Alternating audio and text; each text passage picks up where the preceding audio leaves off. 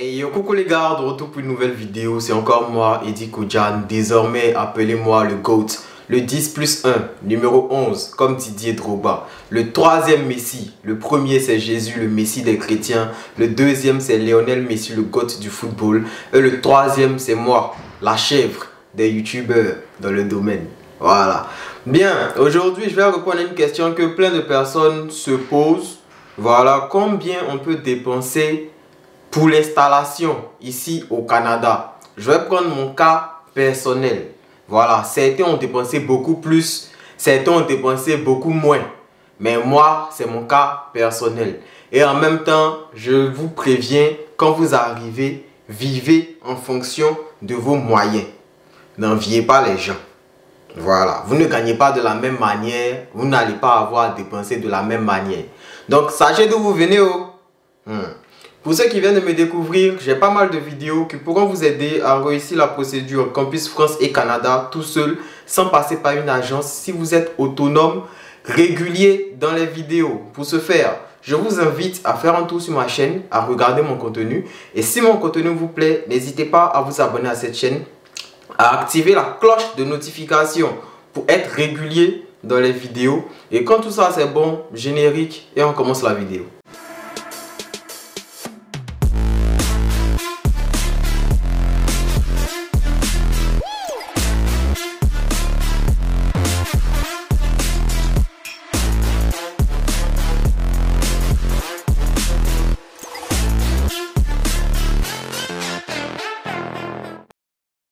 De retour. Alors, moi, mon installation a coûté un peu cher, en griffe, mais en vrai, c'était quelque chose pour lesquels, si je peux dire, ou bien quelque chose pour laquelle, vu que c'est une chose, quelque chose pour laquelle je m'étais déjà préparé. Quand je suis arrivé ici, tout ce que j'ai eu à faire comme dépenses, pour la majorité en tout cas, c'était des choses que j'avais déjà prévues. Voilà. C'est pour ça que je vous dis, lorsque vous arrivez, ayez déjà un plan de comment vous allez faire.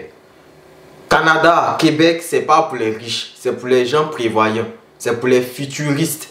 Voilà. Si vous êtes futuriste, si vous êtes prévoyant, pardon, vous allez tellement bien gérer votre galère que ceux qui ont de l'argent que vous vont vous envier. Alors qu'en vrai, ils ont l'argent que vous. Et moi, c'est ce que moi j'ai eu à faire. Quand je suis arrivé pour mon installation, les gars qui étaient à côté, c'est « Ah ouais, Iti, toi qui as l'argent, c'est comme si, c'est comme ça. » Alors qu'en vrai, rien de tout ça. C'est quelque chose, je me suis préparé pour ça. Vous voyez, voilà. Moi déjà, comme j'ai eu à vous le dire, moi j'ai fait la procédure avec ma copine. Voilà, donc il y a certaines choses que je ne pouvais pas faire. Comme par exemple, prendre un logement en colocation. On ne peut pas prendre un logement en colocation vu que nous, on est en couple. Voilà, on va prendre où on est en couple, on a besoin d'une intimité. Tu vas avoir quelqu'un d'autre qui est dans la maison, qui fait du n'importe quoi. Donc franchement, nous on ne voulait pas de ça. On ne voulait pas de colocation. Donc on voulait quelque chose, un logement individuel où on allait avoir notre intimité. Vous voyez un peu. Donc, vivre en colocation, ici c'est pas très cher. Si vous louez une chambre dans un 4, 1,5, ce genre de choses là, vous pourrez avoir une chambre à $350, $450, frais, comment on dit, la charge inclus. Mais nous, on ne pouvait pas. On ne voulait pas plutôt parce qu'on est en couple. C'est pas pareil que quelqu'un qui vient, qui est seul. Donc, pour les logements individuels, clairement, ça va coûter beaucoup plus cher que quelqu'un qui prend un logement en colocation. Mais nous, on savait à la base qu'on n'allait pas faire de colocation.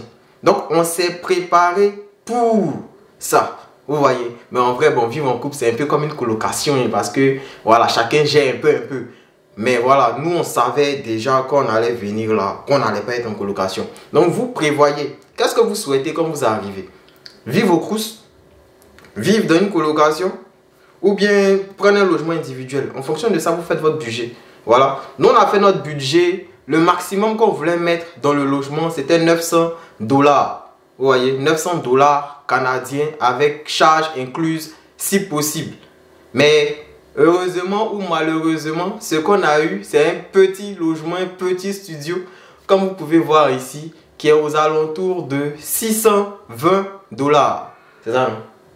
Voilà, $620 canadiens. Ça, c'est parce qu'on vient d'arriver. Voilà, donc on fait avec. Vous voyez, on fait avec. Et comme je dis, il faut être prévoyant. Nous, on avait prévu 900 $ pour le logement. On est venu, on a eu quelque chose qui est à 620. Donc, qu'est-ce que j'ai fait? Mon bail, il est de 6 mois. J'ai payé tous mes mois d'avance.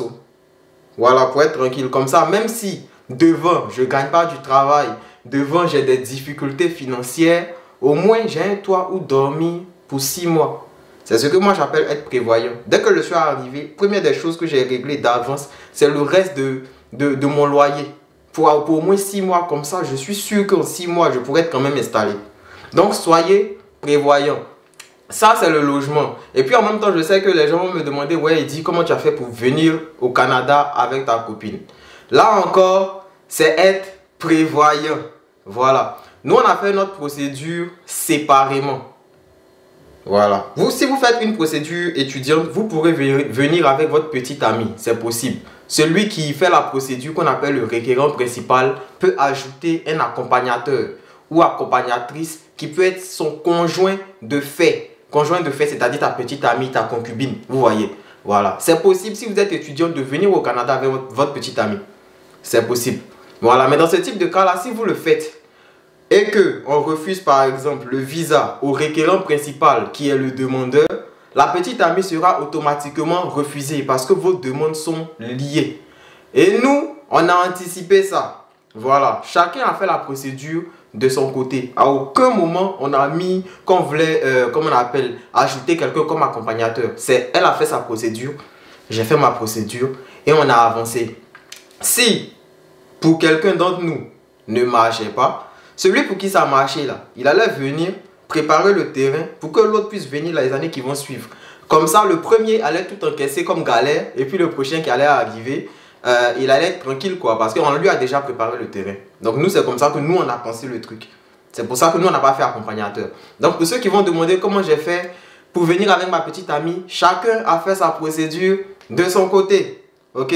Donc comme je le disais, nous, notre logement ici, il coûte 620 $. Il n'y a pas de charge dedans. Attention. Mais en même temps, ça ne gêne pas parce que les factures ici, je crois, je les paye.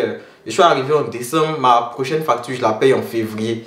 Donc je crois que c'est chaque 2 ou 3 mois, un truc comme ça. Et puis c'est pas quelque chose qui est tout à fait énorme, en tout cas pour moi. Chacun a sa notion d'énormité. Hein? Voilà. Et puis après ça, quand on est arrivé, vu que le logement n'était pas meublé, on n'avait pas trop le choix aussi. Voilà, on n'avait pas trop le choix parce qu'à la base, comme j'ai eu à le dire, nous on était acceptés à Trois-Rivières. Mais on n'a pas pu aller à Trois-Rivières. Et Trois-Rivières ne proposait pas de, comment dire, de session d'hiver pour ma formation qui est soins infirmiers. Donc j'ai dû chercher d'urgence un cégep qui propose les soins infirmiers en hiver. C'est comme ça qu'on a trouvé Granby. C'était le seul choix. On n'avait pas le choix du tout. Donc on l'a pris. Et ici, trouver un logement c'est compliqué parce qu'il faut faire ce qu'on appelle une enquête de crédit. Donc c'était chaud. Donc le seul logement où ils nous ont accepté de nous prendre sans enquête de crédit, c'était ça. Donc on n'a même pas discuté. Donc on est arrivé, on l'a meublé nous-mêmes. Bon ça aussi on va dire c'était en quelque sorte préparé. Parce qu'on s'est dit on vient, on prend un logement et après, même si le logement il est petit, on va prendre quelque chose de plus gros pour pouvoir nous installer après. Donc quand on va acheter les choses là, on doit se dire de notre tête que c'est quelque chose qui va nous suivre durant tout notre séjour au Canada. Donc on est arrivé, on a pris un bon lit déjà.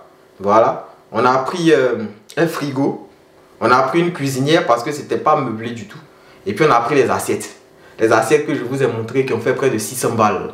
Voilà. Le lit en question, il était à 900 $. C'est un lit queen. Mais vous n'êtes pas obligé de prendre ça. Hein? Je vous ai dit, vivez en fonction de vos moyens. Ne regardez pas quelqu'un. Si vous, ce qui vous importe, c'est dormir, même si c'est sur une natte, vous achetez une natte de 100 $ et puis vous dormez dessus. Maintenant, si vous aimez bien les trucs qui sont beaucoup plus confortables, investissez dans ce qui est confortable. Parce que dans tous les cas, si c'est vous qui avez acheté, ça va vous suivre toute votre vie. Ici, c'est mieux d'acheter quelque chose qui est bien, qui est déjà correct, que de prendre un petit truc, hein, et puis après 2 ans, 3 ans, tu vas essayer de revendre pour prendre un autre truc, vous voyez que c'est compliqué. Voilà, donc, mais après c'est vous qui voyez. Donc nous, le lit, on l'a pris ici à 900 $. Le frigo, il était à, je sais plus, j'ai oublié, mais je vais regarder les factures. La cuisinière aussi, je crois c'était aux alentours de 800 $. Voilà, mais En tout cas, dans tout ce qui est électroménager, dans tout ce qui est assiette et tout, que nous on a pu acheter ici pour remplir la maison, là, ça a pu faire au moins 3000 dollars comme ça. Voilà. Donc, c'est-à-dire que nous, notre premier mois, les premières semaines, on a fait tout ce que vous voyez là. Voilà. Tout ce que vous voyez, lit, le frigo, il est derrière, la cuisinière, les achats de assiettes, marmites et tout. Ça pouvait aller dans un truc de 3000 dollars. Et on s'était préparé pour ça. C'est pour ça que ça ne nous a rien dit qu'on a commencé à acheter les trucs en fait. Mais si vous n'êtes pas préparé, si vous n'êtes pas prévoyant, vous allez arriver, vous allez souffrir, vous allez pleurer parce que ce sont des choses qui vont vous surprendre. Donc préparez-vous bien quand vous arrivez. Donc pour le remplir la maison seulement, c'était aux alentours de 3000 dollars. Si vous prenez un logement où tout est déjà meublé, vous n'aurez pas à dépenser autant. Hein. Vous allez juste rentrer chez vous avec peut-être le premier loyer de 350 dollars. Après ça, vous partez faire votre inscription. C'est tout. Mais c'est le jour où vous allez prendre un logement individuel, vous allez revenir à la case départ. Vous allez faire comme moi. Vous voyez. Voilà. Donc, c'est un peu ça. Et puis après aussi, il y a la voiture. Comme je vous ai dit, la voiture, c'est quelque chose que j'avais également prévu. Parce que quand moi je venais, je me suis dit, et on m'a dit que les livraisons Amazon, ici, ça paye bien de ouf.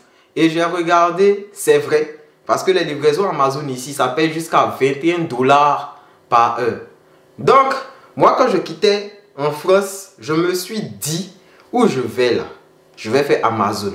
Mais vu qu'Amazon, ça me prend du temps, je vais commencer avec les petites livraisons de nourriture où je suis moi-même mon propre patron. Parce que comparé aux États-Unis et les autres pays, ici quand tu fais la livraison Amazon, tu dois avoir un titre de travailleur. Tu dois avoir une micro-entreprise si on peut le dire. Donc c'est pas quelque chose qui est vraiment pour étudiants. Si un étudiant veut faire Amazon ici par exemple, il doit être employé de quelqu'un. Et si tu es employé de quelqu'un qui te demande de travailler au moins 10 heures par jour, tu ne peux plus aller à l'école. Voilà, donc moi je suis arrivé, je me suis dit d'abord j'allais commencer avec les livraisons de nourriture et tout. Donc quand je suis arrivé, je me suis pris la voiture. Ça aussi, c'était prévu.